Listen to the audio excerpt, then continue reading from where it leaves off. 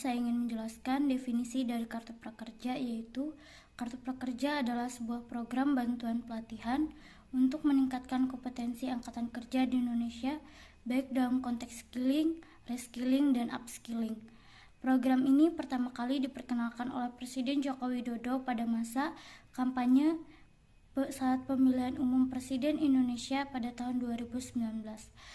Diperkenalkan bersamaan dengan KIP kuliah dan kartu sembako murah. Bagi para calon peserta yang memenuhi syarat, penerima kartu prakerja akan menerima bantuan dana pelatihan sebesar Rp1.000.000 yang kemudian dapat dibelanjakan melalui digital platform yang menjadi mitra manajemen pelaksana program. Pelatihan ini telah dikurasi lebih dari 150 lembaga pelatihan yang dapat dibeli dan diikuti secara daring dari manapun. Kartu Prakerja adalah program pengembangan kompetensi dan kewirausahaan yang dibentuk oleh pemerintah Indonesia berupa pelatihan dan kursus tertentu untuk meningkatkan pengetahuan dan keterampilan di dunia kerja. Kartu Prakerja dibuat untuk memudahkan bagi para angkatan kerja dan membekali diri dengan keterampilan yang dibutuhkan di dunia kerja agar nantinya dapat bermanfaat dan mampu menjadi tenaga kerja yang profesional. Kartu Prakerja ditunjukkan untuk para angkatan yang dengan ketentuan usia 18 tahun ke atas dan tidak mengembang pada pendidikan formal, contohnya sekolah ataupun kuliah. Prioritas program Kartu Prakerja diberikan kepada angkatan kerja yang mengalami pemutusan hubungan kerja atau PHK, pekerja atau buruh yang membutuhkan peningkatan kompetensi dan pelaku usaha mikro agar nantinya memiliki kemampuan tertentu dan mampu mendapat pekerjaan yang diinginkan. Kartu Prakerja fokus pada pelatihan kemampuan yang dibutuhkan di era industri sekarang ini, sehingga dapat sesuai dengan kebutuhan yang diinginkan dan mampu melahirkan angkatan kerja yang mampu bersaing. Di sini saya akan menjelaskan tentang tujuan program Kartu Prakerja. Program Kartu Prakerja bertujuan untuk mengembangkan kompetensi angkatan kerja, meningkatkan produktivitas dan daya saing angkatan kerja, serta mengembangkan kewirausahaan. Sasaran yang diharapkan oleh berlakunya program Kartu Prakerja ini adalah masyarakat terdampak COVID-19, pelaku UMKM, dan masyarakat terdampak PKH.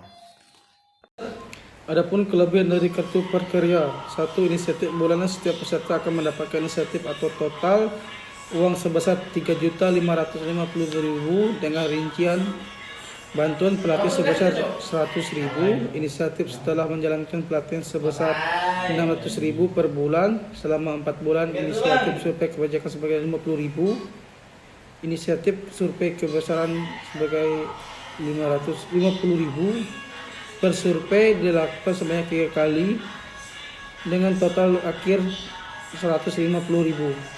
Dengan bentuk bantuan pelatihan Kartu Prakerja disalurkan secara non tunai, namun besar inisiatif secara langsung ditransfer ke rekening bank atau wallet yang terdaftar.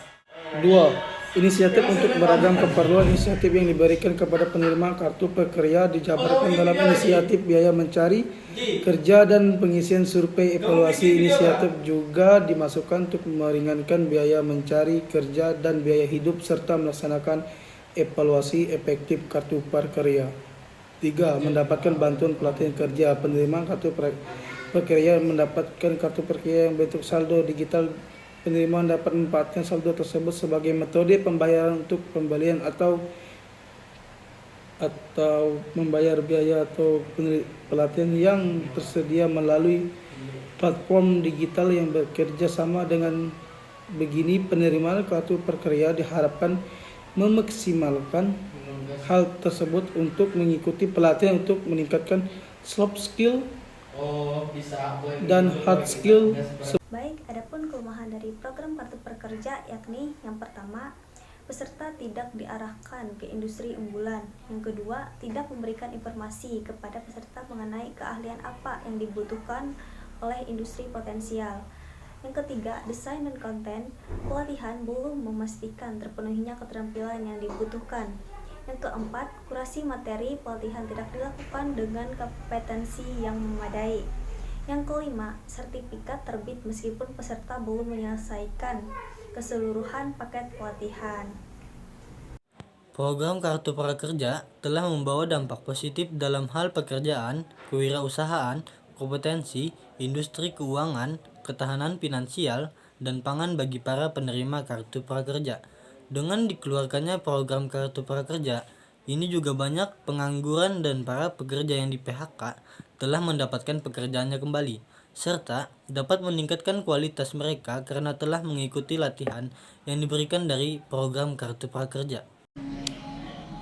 Threats atau ancaman, dampak negatif yang berpotensi timbul akibat kebijakan kartu prakerja.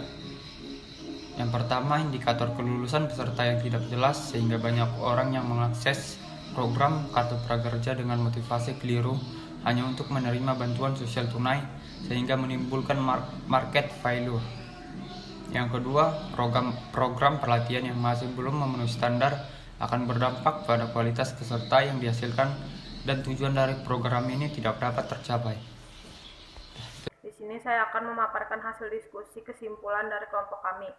Program Kartu Prakerja adalah suatu kebijakan yang dikeluarkan pemerintah di tengah kondisi COVID-19 sebagai suatu social safety net untuk melatih serta meningkatkan kompetensi angkatan kerja menghadapi bonus demografi 2030. Dalam perjalanannya, pemerintah telah memberikan kesempatan kepada para masyarakat untuk mengakses seluas-luasnya program kartu prakerja tersebut, meskipun tidak semua yang mendaftar akan diterima atau lolos karena memperhatikan kuota penerima. Dampak yang dirasakan oleh peserta dan keluarga penerima program kartu prakerja terhadap kesejahteraan adalah dengan adanya program ini, kebutuhan fisik material mereka merasa sejahtera, yaitu bisa memenuhi kebutuhan sehari-hari. Sekian, terima kasih.